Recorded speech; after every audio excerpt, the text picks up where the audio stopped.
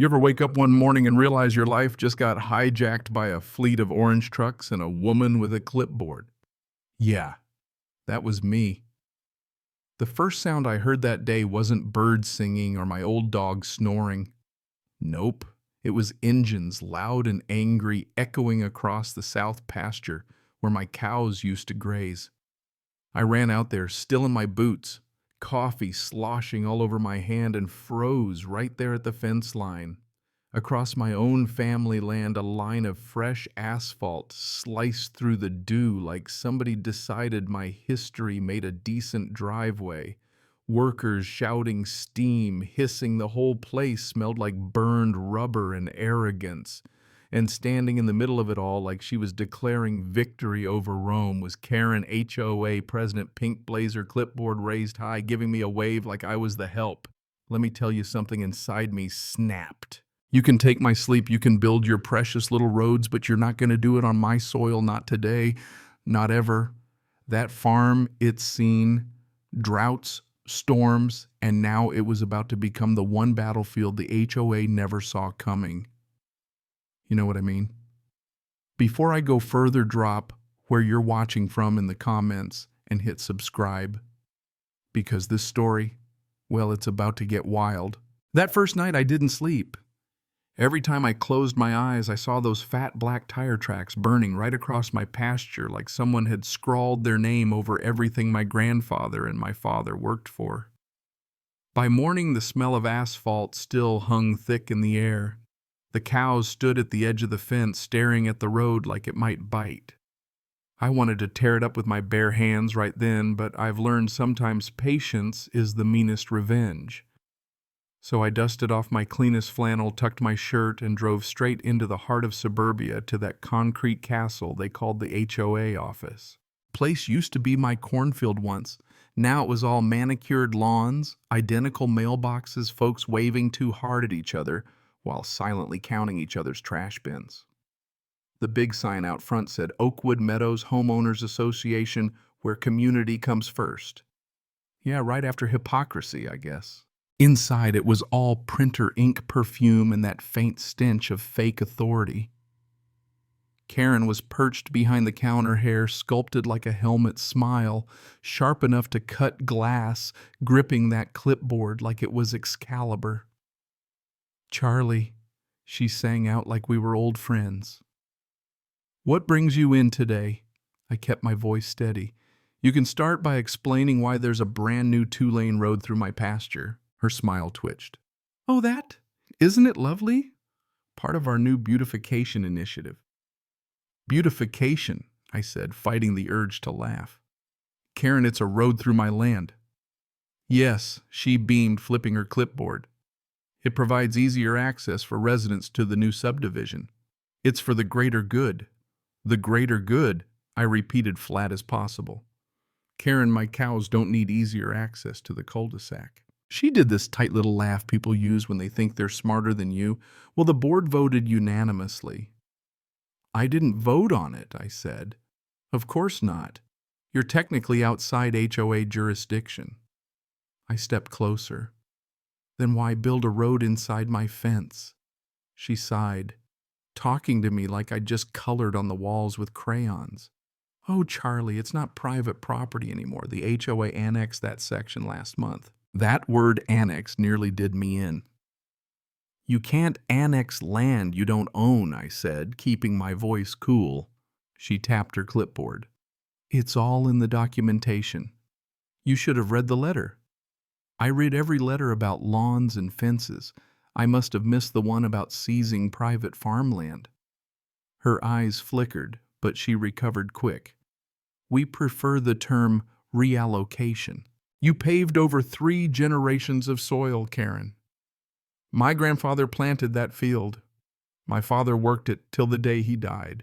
And you," I pointed at the clipboard, "turned it into a shortcut for SUVs." She gave me that look like change is just uncomfortable and I was making it worse. "You don't want to be the bad neighbor, do you?" she cooed. I gritted my teeth. "No, Karen. But I do have a history of being a persistent one." Her eyes narrowed, but I was already out the door. As I left, I heard her whisper, "He'll come around." They always do. Not this time. That night I drove the fence line in the dark, parked by the split oak at the property border, same spot my dad used to tie his horse back when this was real country. I looked at that road, that ugly scar. They weren't making anything beautiful. They were trying to erase me. I pulled out an old notebook from the glove box and started writing Step 1, lawyer. Step 2, land deeds. Step 3, every damn receipt. Step 4, burn them down with paperwork.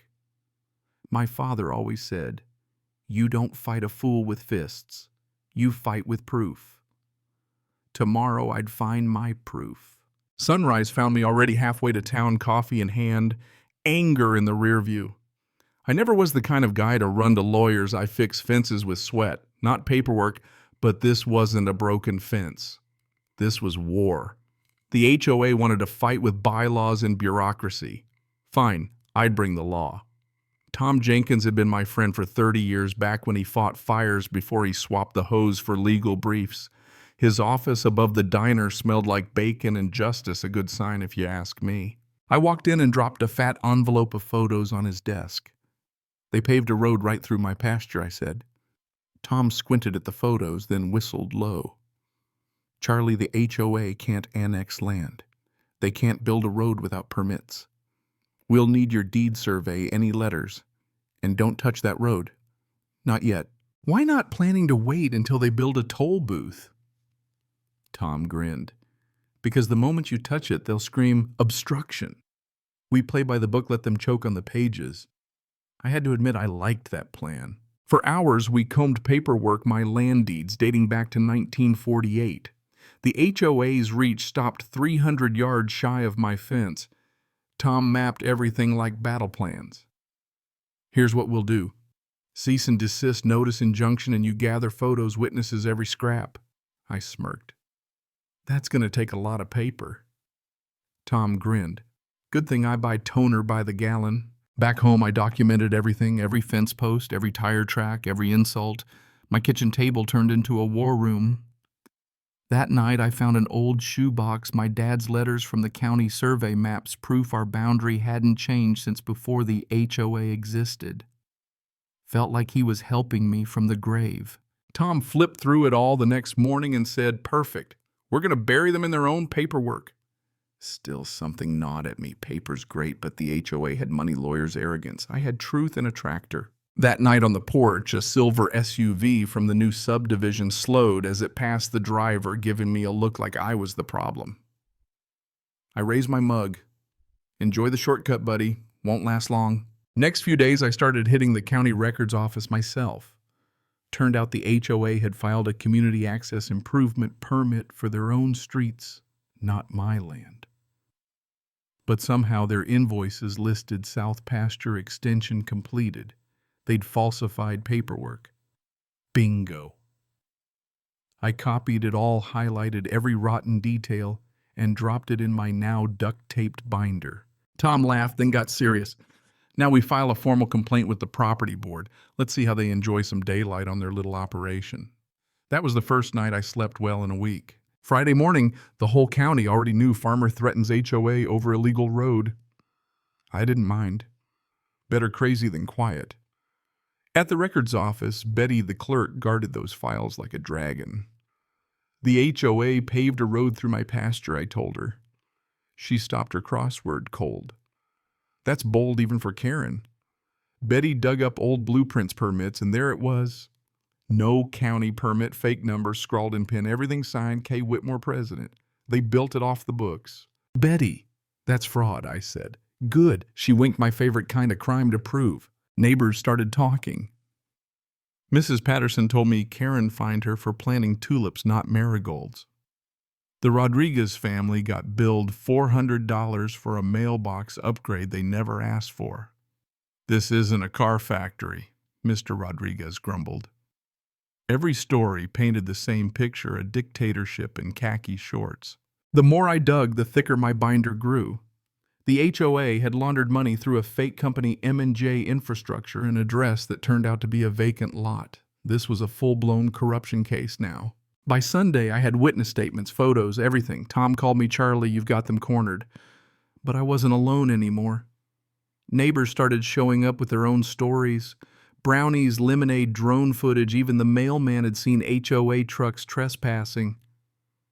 For once, Karen's fear was cracking. My binder labeled HOA Corruption Exhibit A looked like a loaded weapon. Monday morning, I set up a blockade tractor parked dead center, hay bales blocking the lanes, a sign, "Private property, no trespassing." Red flag on the exhaust. When Karen and her army showed up, heels clicking like war drums, she barked, "You're obstructing a community road." I sipped my coffee. A road built illegally on private property mine. Her board tried to shout bylaws, but I just pointed to the fence line. Behind me, half a dozen neighbors stood, filming Patterson's Rodriguez, Mrs. Whitaker, with a brownie tray like she was tailgating a revolution. The crowd cheered. Karen threatened the sheriff. "He eats my wife's pie every Thanksgiving. Maybe he'll stay for dessert," I told her.